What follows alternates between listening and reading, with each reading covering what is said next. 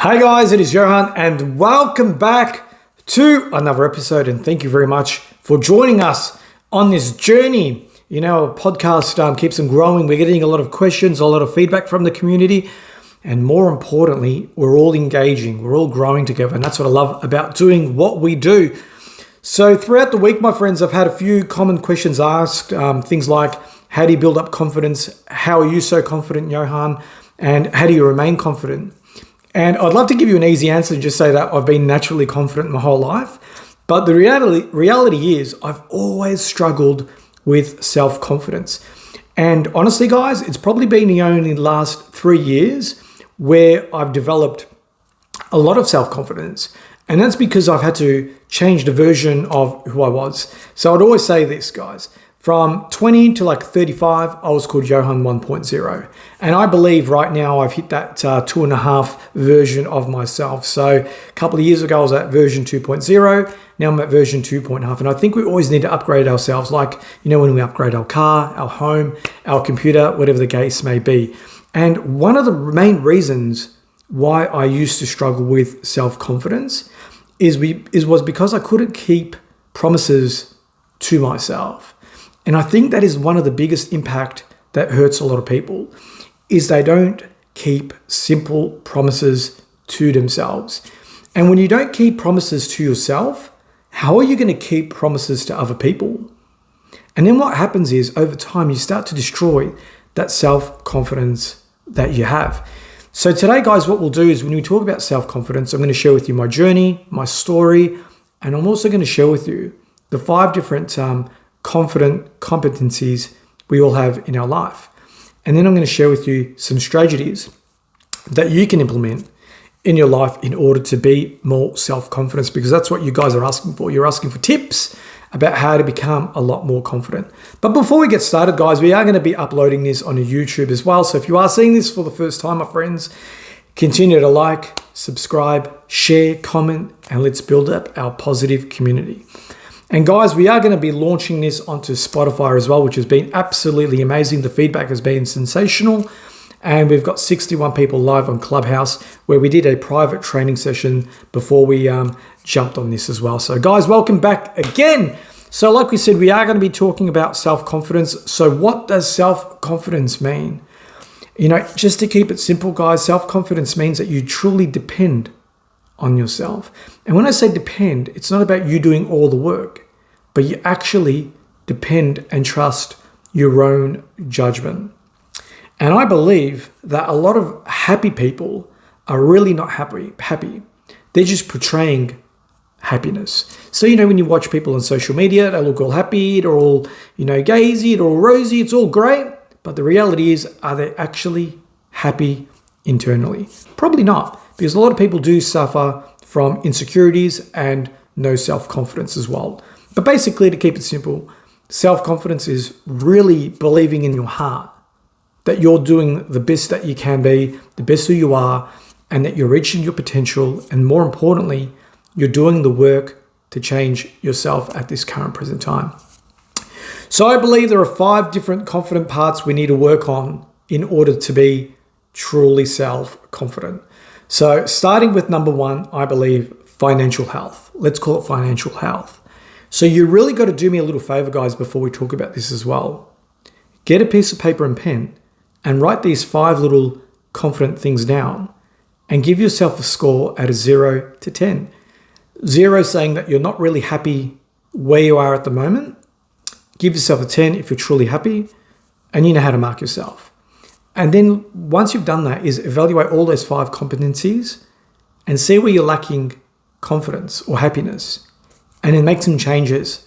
And then once you accumulate those small wins, you're going to become a lot more of a happier person and more self-confident as well. So like I said, guys, let's start with finances. So finances means that, you know, you've got a job or a business, or you've got some passive income coming in, and, you know, you're always paying your bills on time. You're never running late. You know, you haven't got any defaults or judgments or anything like that against you as well. And you basically, you know, you're able to save and invest. You know, maybe you can fulfill your retirement accounts, invest in other properties. And I think if you can achieve all that on a financial level, you'll be described as a very healthy person. So give yourself a 0 out of 10. And honestly say, are you happy with your current financial situation? No need to analyze anything. Just give yourself a 0 out of 10. Physically, are you happy with yourself physically? And when I say physically, I mean the way you look. Like, be honest with yourself. It's okay to be honest with yourself. You don't need to bullshit and hide yourself in life all the time. You can be honest with yourself. Give yourself a score out of 10. And then what I want you to do is mentally give yourself a score out of 10 and say, okay, how am I mentally? Am I calm? Am I patient? Am I always anxious? Am I always stressed? Am I always running around like a headless chook? Write that down as well. And then I want you to do another thing, is have a look at your relationships. And that means your community, your husband, your wife, your boyfriend, your girlfriend, your friendships, whatever the case may be, and give yourself a score out of 10 on average and say, hey, how am I doing in this department of life as well? And then finally, I think another one that we undervalue ourselves is in terms of commitment, in order in getting shit done, what do we class ourselves out of 10? Do we stick to our promises? Do we set out goals at the beginning of the year only to forget about it halfway through? Do we keep making excuses? This is the biggest crucial part. And I think most self-confident issues come from not reaching your potential. It's as simple as that, guys. You're not happy with yourself. So you're scared. You're always on the run. You're not able to look yourself at the mirror because you're not confident within yourself. But you can change that. And how you're going to change that is by me sharing you the formula. Now, I call this the confidence formula. It's something that I implement with my normal 9-to-5 job as a commercial manager. And I also implement this when I'm coaching clients as well. Okay, now this strategy is quite simple.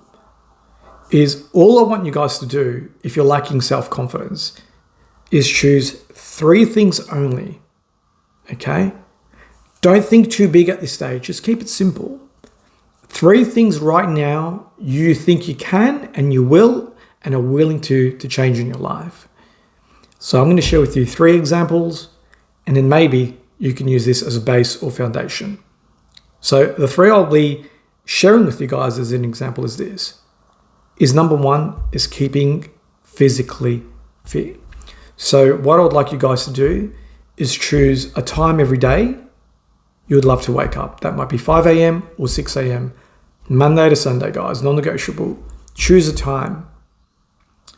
And then secondly, the second part you want to work on is being fit physically, like we said. So it's not just waking up early, but then it's doing some sort of aggressive physical training. So maybe you say, okay, I'm going to wake up at 5, but then at 5:30, I'm going to go to my local gym and I'm going to do, heavy weights, light weights, a lot of cardio, but not just walking. Walking gets you a bit going, but in order to be really physically fit, guys, you need to go gym every day. People say you should have rest days, but I believe you can go gym every day. And then on your days off, in terms of being at gym, just do things like stretching, maybe abdominal work or light cardio, but still do some sort of exercise every day as well. The third one is, are you running early to every appointment that you have set out? And I think this is one of the biggest things that affects people's confidence. So for example, if you have an appointment at 9, if you're there on 9, you're on time. You're not early. You're actually on time. And to be honest with you, if you come to an appointment at 9, I would actually say you're late because the meeting hasn't started. You've just got there at 9 o'clock. That might be, I don't know, if you go to church or a sport club or a commitment that you set with a friend or family. If you're always running late, you're going to be lacking and destroying your confidence. And you can bullshit people and say, the traffic has been bad and, I've had a rough morning, but you can't lie to yourself. So if you're always running late, there's a problem with you. You're not valuing yourself. So that is one of the big things I'd love you guys to work on, is always being early to appointments and commitments. So now you know a bit of a foundation. The next part is what to do. So all you need to do, guys, again, is write those 3 goals you want to work on and work on them every single day. It is that simple. We don't need to overcomplicate things. People don't like to wake up at 5 or 6 a.m. because it's cold. Just freaking wake up. It's not that hard. You want to keep fit, eat right, go to the gym. You want to get to an appointment early, leave home 20, 30 minutes earlier and stop using excuses. So things that you could change in your life are actually easy to do. So stop making it so complicated. Stop being, too easy on yourself, and don't set high expectations in life, but set high standards within your life. And there is a big difference between that, my friends. So hopefully that makes sense too. And I know it sounds a bit hard and harsh, but the reality is, if you want to be self-confident, you've got to put a lot of standards within yourself. You've got to set the bar high, and don't be too complacent as well. So I think as a starting point, that is really good to do. The other thing you really can do as well is, I think, if you want to look at another approach in order to build self-confidence is, if you genuinely need help, is get some private mentoring, coaching, see a counselor or a psychologist, and get some tips. Really work on it. And I know where you are right now. You might be thinking, I'm not self-confident. I'm not happy. I don't know if anything's going to change. I just really want you to know, guys, that you're maybe one opportunity away from changing your life. You're one contact away from changing your life. Maybe you're going to talk to a counselor or a psychologist to get help with self-confidence, and you might find that it's that moment where things change. So don't give up, guys. Do the work, and things can get better as well. So guys, that's all I really wanted to talk about on today's training session. And again, if you can focus on equanimity, discipline, and consistency within your life, you're going to have a really fulfilling life. So thank you guys again for being part of this group and community. And I wish you guys nothing but the best for the week. And if you need anything, please feel free. Always happy to be of service. So take care and speak soon.